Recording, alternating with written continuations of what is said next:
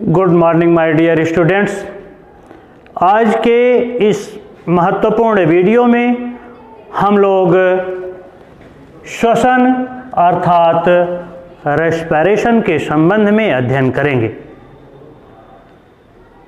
वृद्धि एवं विकास, टूटे फूटे अंगों की मरम्मत, पाचन, उत्सर्जन, परिसंचरण तथा श्वसन यह जीवधारियों का मूलभूत लक्षण है।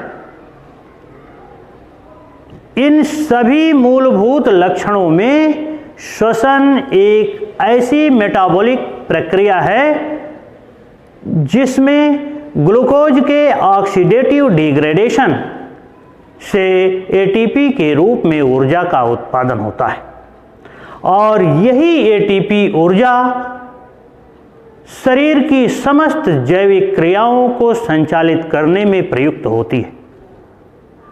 प्रत्येक जीवधारी में प्रतिपल हजारों ऐसी उपापचयी प्रक्रियाएं होती रहती हैं जिनमें कुछ संरचनात्मक क्रियाएं होती हैं अर्थात एनाबॉलिक रिएक्शंस होते हैं, परंतु कुछ ऐसी प्रक्रियाएं होती हैं जिनमें बड़े अणु छोटे छोटे अणुओं में टूटते हैं अर्थात कैटाबॉलिक रिएक्शन होता है। प्रतिपल शरीर में होने वाली हजारों उपापचयी क्रियाओं में से श्वसन एक ऐसी उपापचयी प्रक्रिया है जिसके कैटाबॉलिक रिएक्शन में विभिन्न एंजाइमों की सहायता से कोशिकाओं में ग्लूकोज का ऑक्सीडेटिव डिग्रेडेशन होता है। ग्लूकोज का ऑक्सीकरण निम्नीकरण होता है जिसके फलस्वरूप एटीपी अर्थात एडिनोसिन ट्राइफॉस्फेट के रूप में उच्च ऊर्जा यौगिक का निर्माण होता है और यही एटीपी ऊर्जा शरीर की समस्त जैविक क्रियाओं को संचालित करने में प्रयुक्त होती है। अब बात यह होती है कि शरीर की कोशिकाओं तक यह ऑक्सीजन किस प्रकार से पहुंचती है, जिसकी सहायता से कोशिकाओं में ग्लूकोज का ऑक्सीडेटिव डिग्रेडेशन होता है जिसके फलस्वरूप ऊर्जा का उत्पादन होता है। इसमें मुख्य रूप से दो प्रक्रियाएं शामिल हैं। एक तो शरीर के बाहरी वातावरण से शरीर के अंदर ऑक्सीजन को पहुंचाना और दूसरा शरीर में जो ऑक्सीजन पहुंची उस ऑक्सीजन का परिसंचरण तंत्र द्वारा शरीर की कोशिकाओं तक पहुंचाना। परंतु बात हम यहां कर रहे हैं श्वसन की, तो श्वसन की परिभाषा में आपको यह बताया जाता है कि श्वसन शरीर की विभिन्न उपापचयी प्रक्रियाओं में से एक ऐसा कैटाबॉलिक रिएक्शन है जिसमें कोशिकाओं में ग्लूकोज के ऑक्सीकरण डिग्रेडेशन यानी ग्लूकोज के ऑक्सीडेटिव डिग्रेडेशन के फलस्वरूप एटीपी के रूप में ऊर्जा का उत्पादन होता है। श्वसन की प्रक्रिया में दो मुख्य स्टेप आते हैं। नंबर एक, शरीर के बाहरी वातावरण से शरीर के अंदर ऑक्सीजन को पहुंचाना जिसे बाह्य श्वसन कहा जाता है और दूसरा आंतरिक श्वसन जिसमें ऑक्सीजन की सहायता से ग्लूकोज का ऑक्सीडेटिव डिग्रेडेशन जिसे सेलुलर रेस्पिरेशन अर्थात कोशिकीय श्वसन कहा जाता है। सर्वप्रथम हम बात करते हैं एक्सटर्नल रेस्पिरेशन अर्थात बाह्य श्वसन के संबंध में। एक सामान्य स्वस्थ वयस्क मनुष्य आराम के समय जबकि वह बैठा हुआ है प्रति मिनट लगभग 10 से 12 बार श्वास लेता है और छोड़ता है। श्वास लेने और श्वास छोड़ने की प्रक्रिया को एक ब्रीद कहा जाता है। अनेक जंतुओं में यह ब्रीद अर्थात श्वास की दर अलग अलग होती है, परंतु मनुष्य में श्वसन दर लगभग 10 से 12 बार प्रति मिनट होती है। और एक श्वास में मुख्य रूप से 2 प्रक्रियाएं होती हैं। नंबर 1 इंस्पायरेशन अर्थात निश्वसन, जिसे इनहेलेशन कहा जाता है। नंबर 2 एक्सपायरेशन अर्थात निःश्वसन, जिसे उच्छ्वसन भी कहा जाता है, और इस इंस्पायरेशन को एक्सहेलेशन भी कहा जाता है। मनुष्य में फेफड़ा मुख्य श्वसन अंग है और प्रतिपल 10 से 12 बार यह धौंकनी की भांति फूलता है और पिचकता है। जब यह फेफड़ा फूलता है तो बाहर से वायु जाकर के फेफड़े में भर जाती है। इस क्रिया को इनहेलेशन अर्थात इंस्पायरेशन कहा जाता है। परंतु अगले क्षण जब फेफड़ा पिचकता है तो फेफड़े से वायु बाहर निकलती है। इस क्रिया को एक्सहेलेशन कहा जाता है। यह दोनों ही प्रक्रियाएं, इंस्पायरेशन और एक्सपायरेशन, यह दोनों ही प्रक्रियाएं एक ब्रीद अर्थात श्वास कहलाती हैं।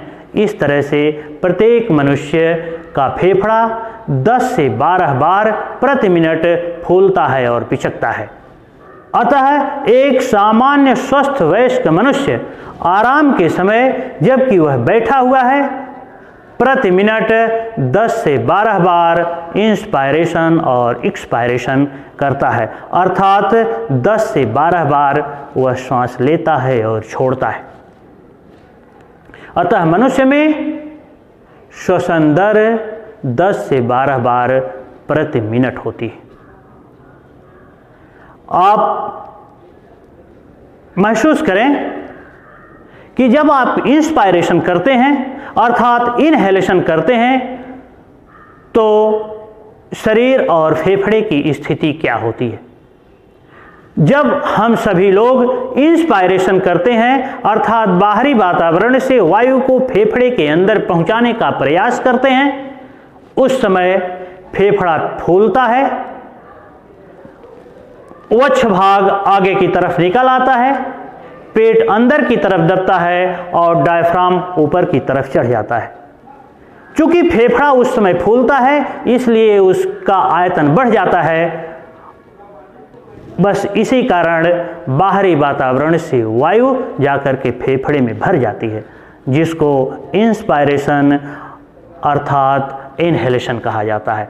अगले क्षण जब फेफड़ा पिचकता है उस समय वक्ष भाग अंदर की तरफ दब जाता है, पेट बाहर की तरफ निकल आता है,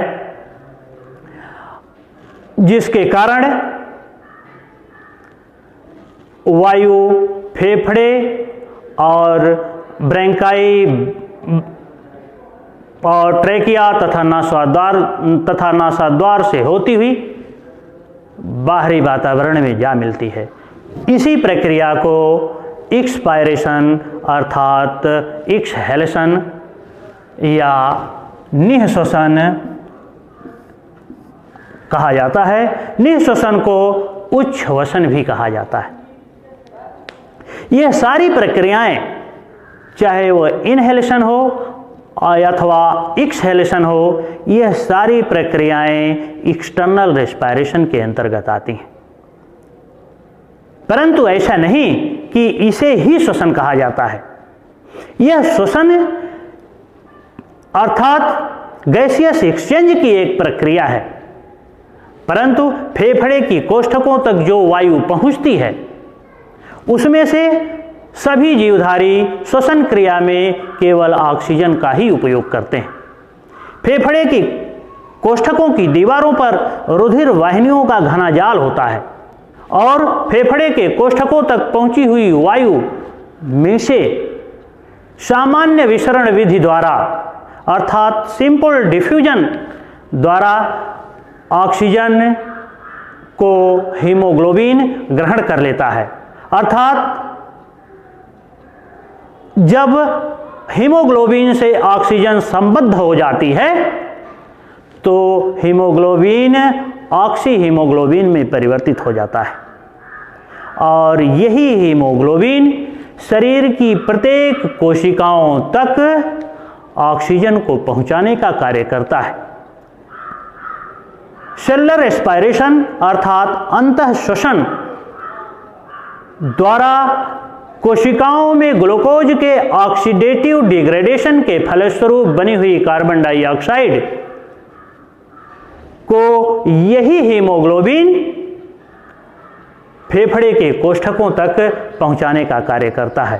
अर्थात रक्त में उपस्थित हीमोग्लोबिन शरीर में ऑक्सीजन और कार्बन डाइऑक्साइड का ट्रांसपोर्टेशन करता है।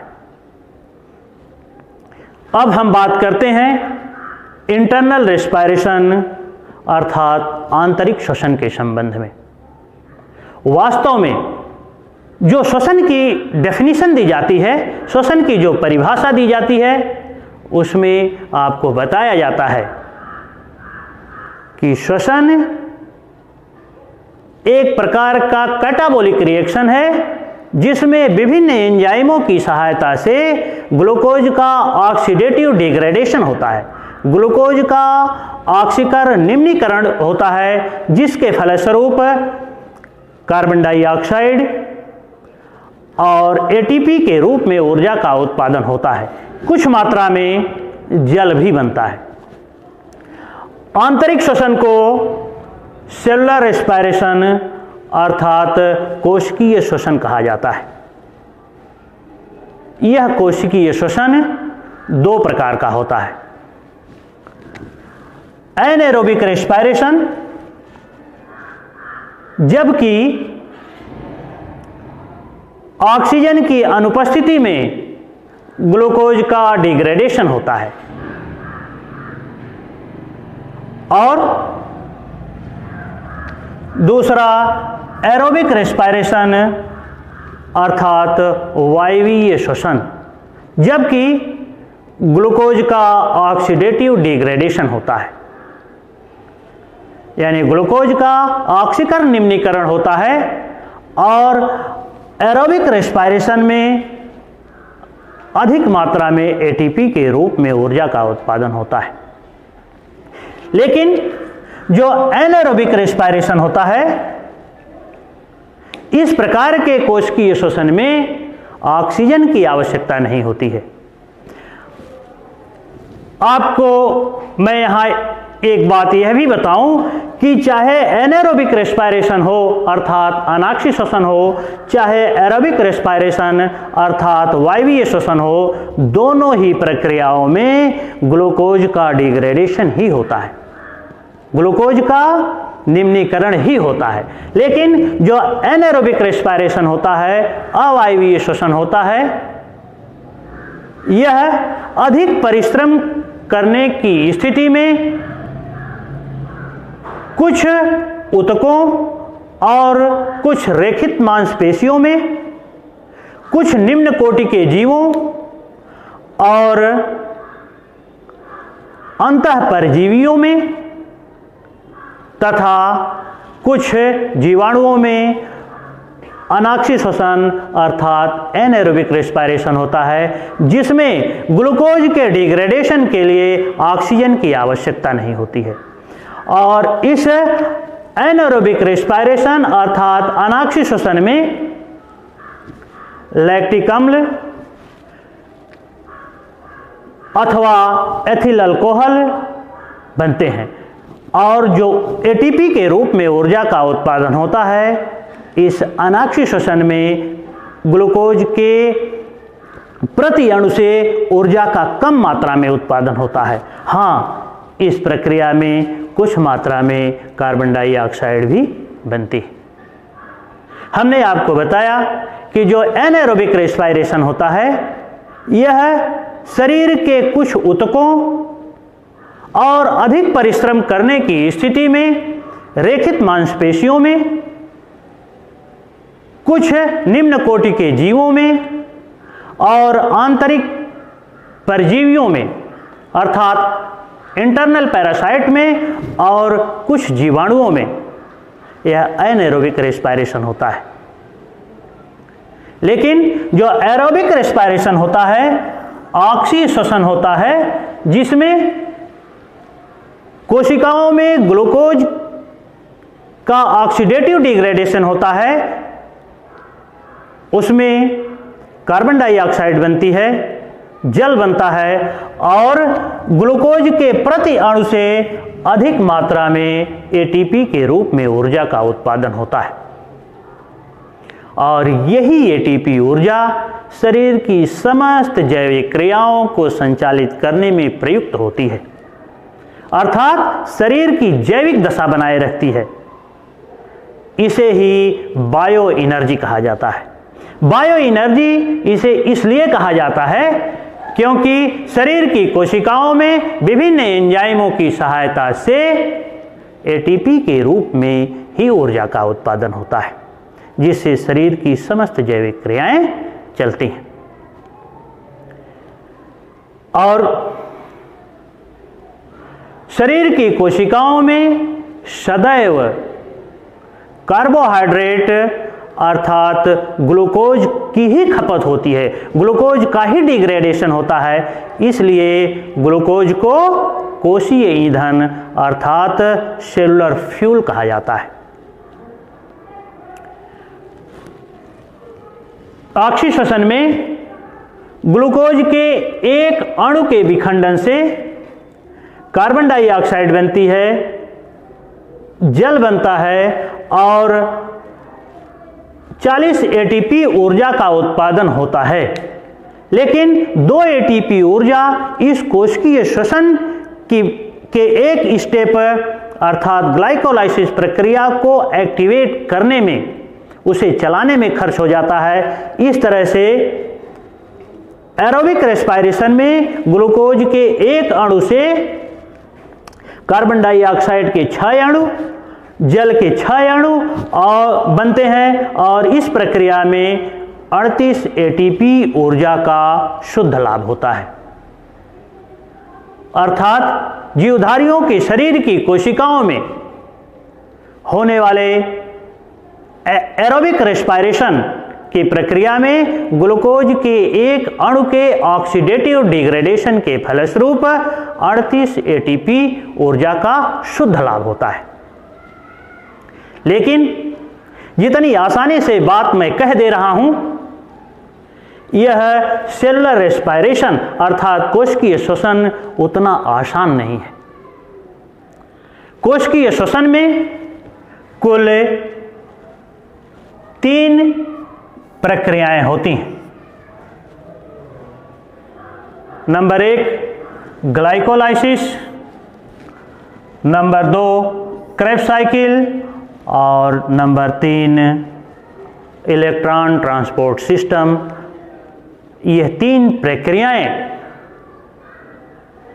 जब होती हैं तो ग्लूकोज का विभिन्न एंजाइमों की सहायता से पूर्ण रूप से ऑक्सीडेटिव डिग्रेडेशन होता है, जिसके फलस्वरूप एटीपी के रूप में ऊर्जा का उत्पादन होता है। और हमने आपको बताया है कि यही एटीपी ऊर्जा शरीर की समस्त जैविक क्रियाओं को संचालित करने में प्रयुक्त होती है। चूंकि यह ऊर्जा जीवधारियों की शरीर की कोशिकाओं में बनती है, इसीलिए एटीपी को बायो एनर्जी अर्थात जैव ऊर्जा कहा जाता है। कोशिकीय श्वसन में हमने आपको बताया कि 3 स्टेप होते हैं, ग्लाइकोलाइसिस, क्रेब्स साइकिल और इलेक्ट्रॉन ट्रांसपोर्ट सिस्टम, जिसमें से ग्लाइकोलाइसिस यूकैरियोटिक कोशिकाओं के कोशिका द्रव्य में होती है, क्रेब्स साइकिल माइटोकॉन्ड्रियल मैट्रिक्स में होती है और इलेक्ट्रॉन ट्रांसपोर्ट सिस्टम यह कोशिकाओं के माइटोकॉन्ड्रिया के क्रिस्टी पर उपस्थित विभिन्न एंजाइमों की सहायता से होती है और यह एंजाइम कोशिका के माइटोकॉन्ड्रिया की क्रिस्टी पर पाए जाने वाले F1 कण अर्थात ऑक्सीसोम्स में पाए जाते हैं। जब मैं आपको अपने अगले वीडियो में ग्लाइकोलाइसिस, क्रेब्स साइकिल और इलेक्ट्रॉन ट्रांसपोर्ट सिस्टम के संबंध में विस्तृत रूप से बताऊंगा तो आपको यह बोध हो जाएगा कि यूकैरियोटिक कोशिकाओं के माइटोकॉन्ड्रिया में क्रेब्स साइकिल और इलेक्ट्रॉन ट्रांसपोर्ट सिस्टम किस प्रकार से चलते हैं और आपको यह भी पता हो जाएगा कि इसी क्रेब्स साइकिल और इलेक्ट्रॉन ट्रांसपोर्ट सिस्टम में ग्लूकोज के ऑक्सीडेटिव डिग्रेडेशन से अर्थात ग्लूकोज के ऑक्सीकर निम्नीकरण से बहुत अधिक मात्रा में ऊर्जा उत्पन्न होती है। इसीलिए mitochondria is the power house of cell. Mitochondria को कोशिका का विद्युत गृह कहा जाता है। इन तीनों ही प्रक्रियाओं ग्लाइकोलाइसिस, क्रेब्स साइकिल और इलेक्ट्रॉन ट्रांसपोर्ट सिस्टम, इन तीनों ही प्रक्रियाओं में एक एक करके मैं विस्तृत रूप से चर्चा करूंगा। लेकिन अपने नेक्स्ट वीडियो में मैं विभिन्न प्रकार के जंतुओं में पाए जाने वाले विभिन्न प्रकार के श्वसन अंगों के संबंध में विस्तृत रूप से चर्चा करूंगा। आप सभी लोग मेरे YouTube चैनल जो लुमिनस बायो क्लासेस के नाम से चलता है उसे सब्सक्राइब करें, अपने दोस्तों में अधिक से अधिक शेयर करें और हाँ, आप बेल आइकन प्रेस करना ना भूलें। Thank you very much.